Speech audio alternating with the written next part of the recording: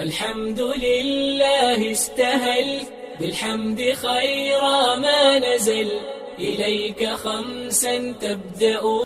السلام عليكم ورحمة الله وبركاته. بسم الله الرحمن الرحيم. نحمده ونصلي ونسلم على رسوله الكريم. أما بعد. Today we discuss the fourth juz, the fourth para of the Quran Sharif. At the very beginning, Allah Tabaraka wa Ta'ala, continuing with the subject matter from the third juz, that special importance in Surah Ali Imran was spending in the path of Allah Subhanahu wa Ta'ala. And at the very beginning of the fourth juz, Allah Subhanahu wa Ta'ala gives great importance to a very basic, fundamental with regards to spending in the path of Allah Rabbul Izzat. لَن تَنَالُوا الْبِرَّ حَتَّى تُنْفِقُوا مِمَّا تُحِبُّونَ. You will never attain piety, closeness to Allah Rabbul Izzat until you spend from that which you love.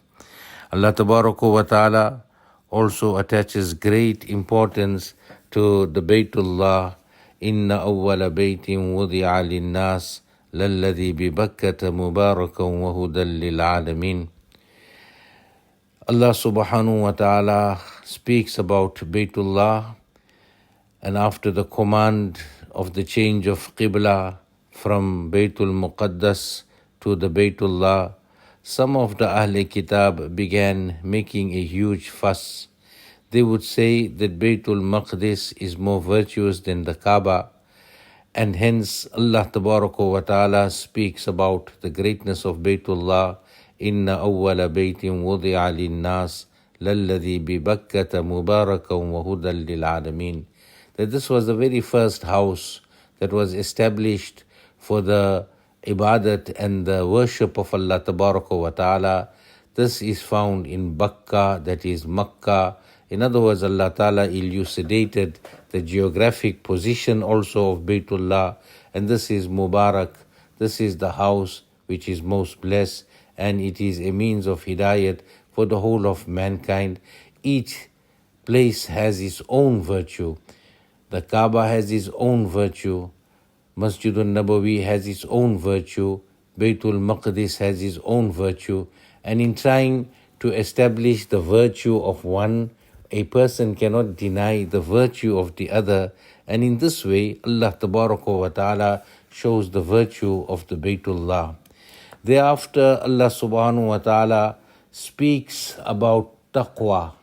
Very many verses of the Quran, Allah Ta'ala makes the command or gives the command of taqwa.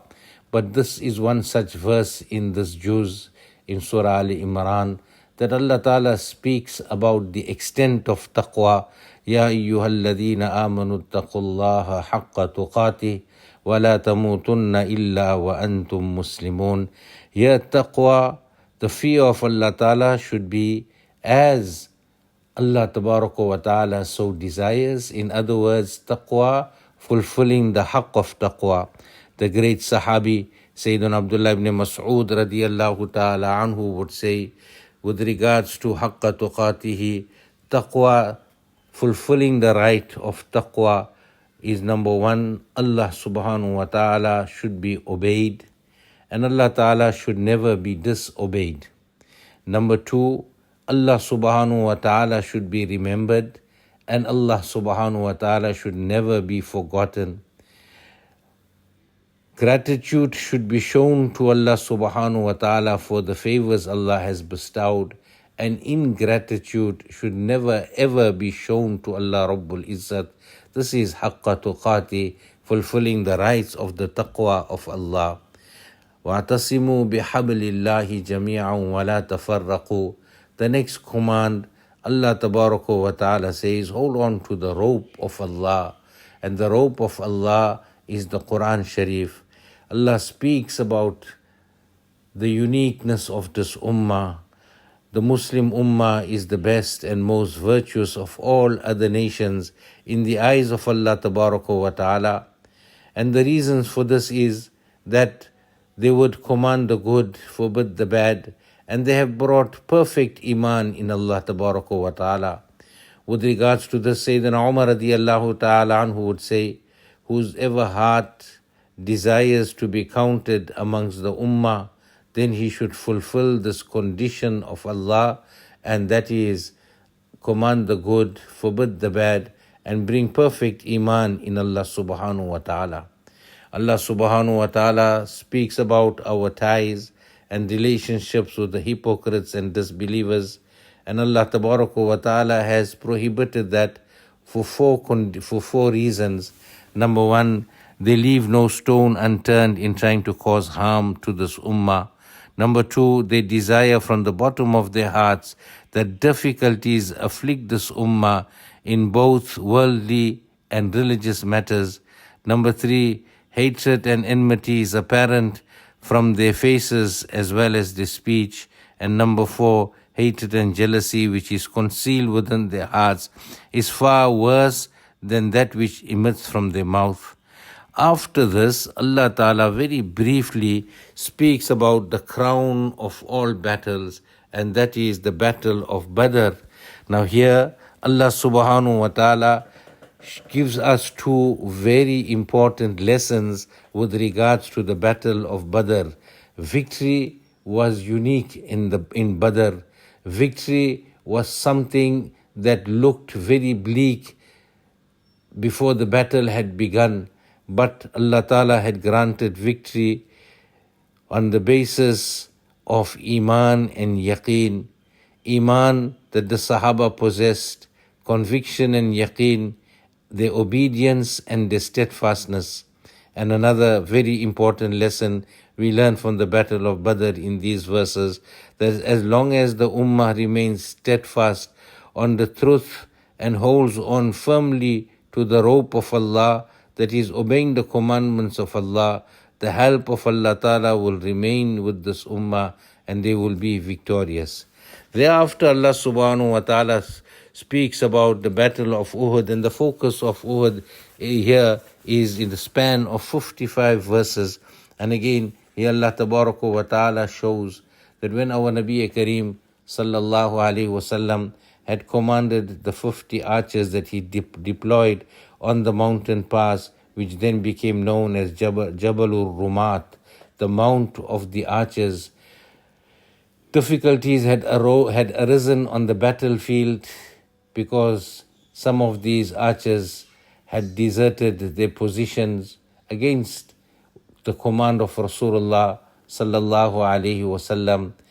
70 Sahaba became shaheed, they were martyred, they were injured, they were wounded, and our Nabi Kareem sallallahu alaihi wasallam was also injured in this battle.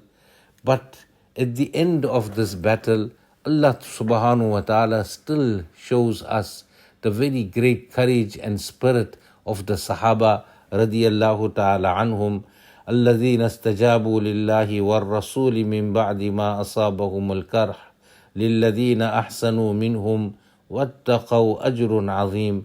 That those who obeyed the command of Allah Ta'ala and that of Rasulullah sallallahu alaihi wasallam, after they were already wounded, they were afflicted with wounds and difficulties, but they remained steadfast.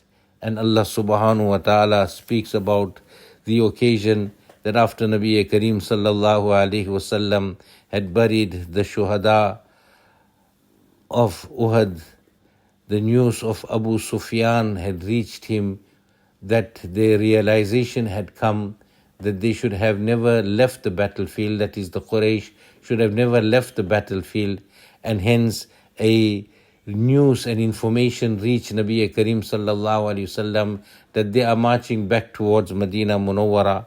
Rasulullah sallallahu alaihi wasallam made the announcement that we will pursue them, and the strength of Iman, Yaqeen, and the loyalty of the Sahaba radiyallahu ta'ala anhum, that after burying 70 martyrs, they themselves were weak, many of them were injured, but they were ready to answer the call of Allah and His Rasul sallallahu alaihi wasallam, and they marched to a place called Hamara'ul Asad, and they warded off any possibility of a rethink from the Quraysh of Makkah. Allah subhanahu wa ta'ala concludes this surah, the last part of the surah, Allah Ta'ala speaks about ulul albab. إن في خلق السماوات والأرض واختلاف الليل والنهار لآيات لأولي الألباب. The ulul albab are those people who are regarded as intelligent in the eyes of Allah, those who ponder about this great qudrat and power of Allah subhanahu wa ta'ala. The second part of this,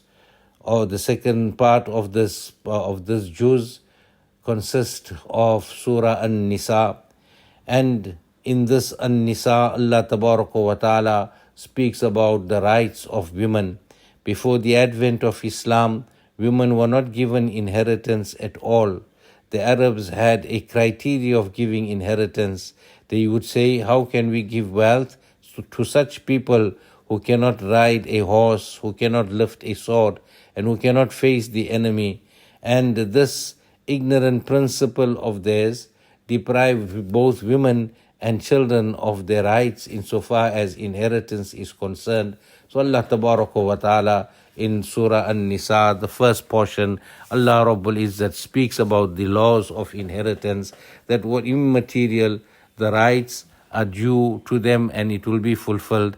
Allah Subhanahu wa Ta'ala apportioned the various portions of inheritance to the various inheritors, and that can never be tampered with, and that can never be changed. May Allah subhanahu wa ta'ala grant us all the ability to practice on this beautiful deen of Islam. Wa sallallahu ala nabiyyil kareem wa ala alihi wa ashabihi ajma'in walhamdulillahi rabbil alameen.